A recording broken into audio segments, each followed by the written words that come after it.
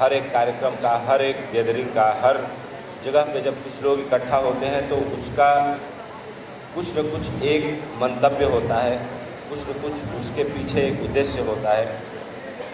और मुझे लगता है कि जो उद्देश्य है, एक आदमी खड़ा हो या उसके पीछे 10 आदमी खड़े हों, उसका एक ही उद्देश्य होना चाहिए कि समाज कैसे बेहतर और सुंदर बने। भगवान परशुराम से हम सबका जुड़ाव है और हमारी वंश बेल वहाँ से आती है। भगवान परशुराम के जीवन के बारे में मैं नहीं बताऊंगा, क्योंकि यहाँ पे लगभग सभी लोगों ने आपको बताया होगा और आप सब पढ़े लिखे लोग हैं, जानते हैं कि जमदग्नि मुनि और माँ रेणुका के पुत्र भगवान परशुराम भगवान विष्णु के छठे अवतार भी माने जाते हैं।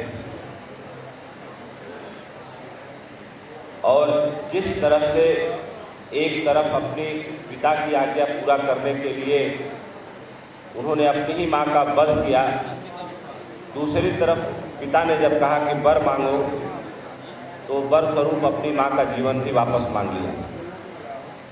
तो कुल मिलाकर के हमारा जो जीवन है उसका एक ही उद्देश्य है कि हम जो कुछ भी करें, ब्राह्मण समाज के रूप में या कोई भी दूसरा समाज, उसका एक ही जीवन का उद्देश्य होना चाहिए कि हमारे कर्मों से दूसरे के जीवन में सुख उतरे। अगर हम अपने कर्मों से अपने समूह के द्वारा किसी भी समाज में, सोसाइटी में थोड़ा सा भी किसी दूसरे के जीवन में सुख उतार पाते हैं तो उसी का नाम पुण्य है। और अगर हमारे कर्मों से किसी को दुख पहुंचता है तो वही पाप है।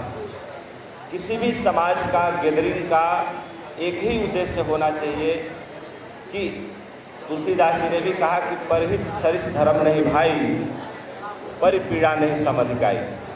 और कहा जाता है कि जब भगवान शिव ने कार्तिकेय और गणेश की परीक्षा ली थी, तब उन्होंने ये सवाल पूछा था कि पाप और पुण्य की परिभाषा क्या है।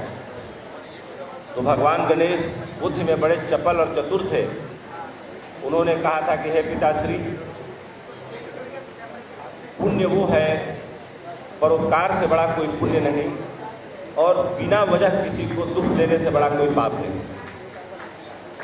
तो हम जिन बातों को लेकर आगे बढ़ते हैं उनमें महत्वपूर्ण बात एक ही है, वो है हमारे अंदर का नील-क्षीर विवेक और हमारी समझ। अगर हमारे अंदर नील-क्षीर विवेक है, हमारी समझ समाज को 2 कदम आगे बढ़ाने की क्षमता रखती है या उसमें कुछ सकारात्मक जोड़ने की क्षमता रखती है, तो यही असली मूल है।